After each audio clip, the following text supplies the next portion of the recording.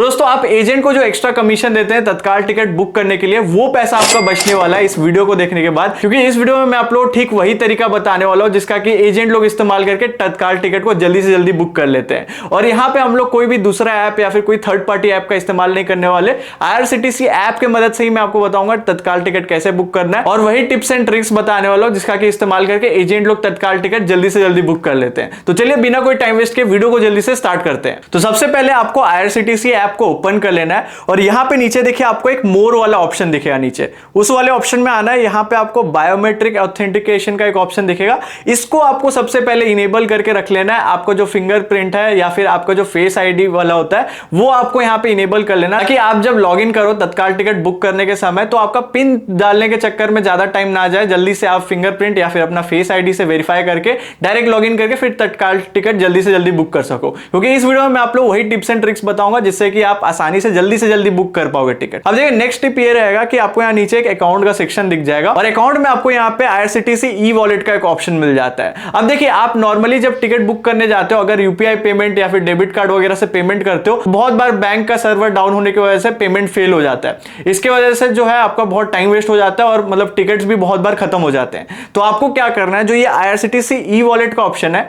यहां पे आप पहले से पैसे ऐड करके रख सकते हैं। मतलब टिकट का जो प्राइस है उससे कुछ 100-150 रुपए एक्स्ट्रा ऐड करके रखिए, क्योंकि जो तत्काल टिकट का प्राइस थोड़ा ज्यादा होता है।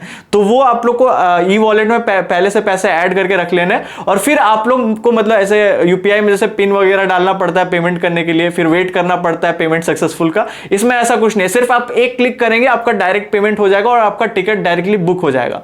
लेकिन देखिए इसका एक डिसएडवांटेज भी है कि आप एक बार IRCTC ई वॉलेट में पैसा ऐड कर देते हैं तो उसको आप रिडीम नहीं कर पाएंगे। उसको यूज करके आप यहाँ पे टिकट ही बुक कर सकते हैं या फिर कोई IRCTC का सर्विस का इस्तेमाल कर सकते हैं। अब देखिए यहाँ पे आपको और एक काम कर लेना है, यहाँ पे आपको एक माई मास्टर लिस्ट का भी ऑप्शन दिखेगा।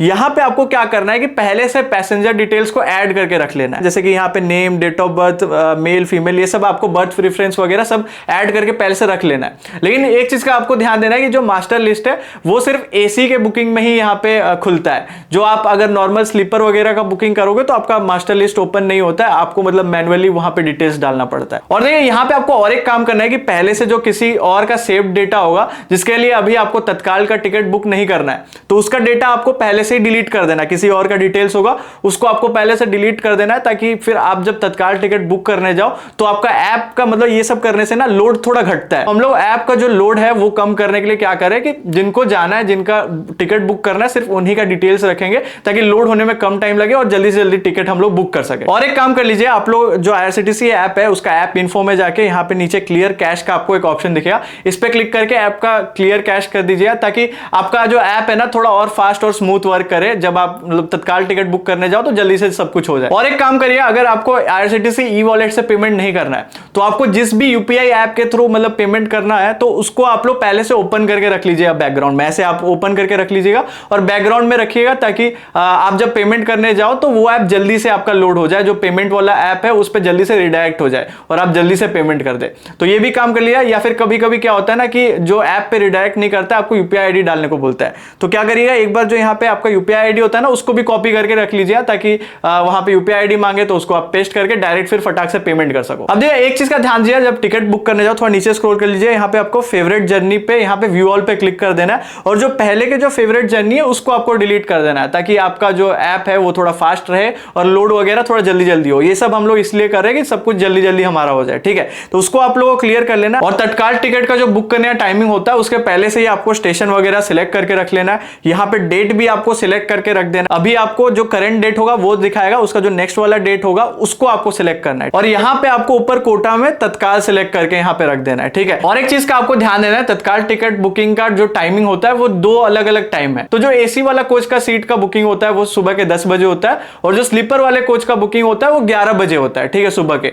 तो उस टाइम आपको लॉग इन करना होता है। बल्कि मैं आप लोगों को सजेस्ट करूंगा कि मतलब जो तत्काल बुकिंग का टाइमिंग है उससे 2-3 मिनट पहले ही आप लोग ऐप को लॉग इन करके रख लीजिएगा, ताकि फिर जैसे ही एग्जैक्ट टाइम हो जाए, एग्जैक्ट 10 बज जाए, तो फिर आप फटाक से यहाँ पे आके तत्काल बुकिंग कर सको, ठीक है। लेकिन एक चीज का ध्यान दीजिए, 2-3 मिनट पहले आप खोल के रखोगे तो ऐप में कुछ एक्टिविटी करते रहिएगा, नहीं तो फिर वो मतलब एक्टिविटी ऐप में नहीं रहेगा तो फिर आपका ऐप से लॉग आउट भी हो जाता है। तो इस चीज का आपको ध्यान देना। ऐसे मतलब थोड़ा मोड़ा आप एक्टिविटी करते रहोगे तो आपका ऐप में लॉग इन रहेगा, फिर जैसे ही आपका तत्काल बुकिंग का टाइमिंग होगा आप फटाक से यहाँ पे आ जाना और सिंपल से आप रेडी रहना सर्च ट्रेन पे क्लिक करने के लिए। फिर क्लिक कर देना, फिर यहाँ पे आपको जो भी ट्रेन को सिलेक्ट करना है वो ट्रेन का आप लोग को जो मतलब जो एसी बोगी बुक करना है, अगर 10 बजे कर रहे हो तो वो सिलेक्ट कर लीजिए, या फिर स्लीपर बोगी बुक करना है तो वो आपको सिलेक्ट कर लेना है। उसके बाद जो है यहाँ पे आपको सिंपल सा क्लिक कर देना जो वाला टिकट बुक करना है। यहाँ पे अवेलेबल शो कर रहा था तो उस पर हम लोग डाल के प्रोसीड कर देंगे। फिर उसके बाद आप यहाँ पे जो एग्जिस्टिंग पैसेंजर है उसको आप चाहे तो सिलेक्ट कर सकते हैं, और यहाँ पे जो पैसेंजर डिटेल्स है वो आप यहाँ पे नीचे मैनुअली भी फिल कर सकते हैं। यहाँ पे आपको नीचे पेमेंट का ऑप्शन आ जाएगा। यहाँ पे आप जो पहला वाला ऑप्शन है, अगर आप e wallet IRCTC e wallet के थ्रू करें तो ये वाला ऑप्शन से पेमेंट करिएगा, या फिर आपको यूपीआई वगैरह से पेमेंट करना है तो आपको जो नीचे वाला ऑप्शन है उसको सिलेक्ट करके करना है। ठीक है, तो देखिए यहाँ पे फिर वो सिलेक्ट करके आगे प्रोसीड पे क्लिक कर देना है, और यहाँ पे आपको पहले चेक कर लेना है कि अवेलेबल शो कर रहा है या नहीं। अगर शो कर रहा है तभी आपको फिर आगे जाके प्रोसीड करके पेमेंट करना है। ठीक है, तो देखिए यहाँ पे अभी फिलहाल अवेलेबल शो कर रहा है, तो यहाँ पे फिर आपको कैप्चा फिल कर देना।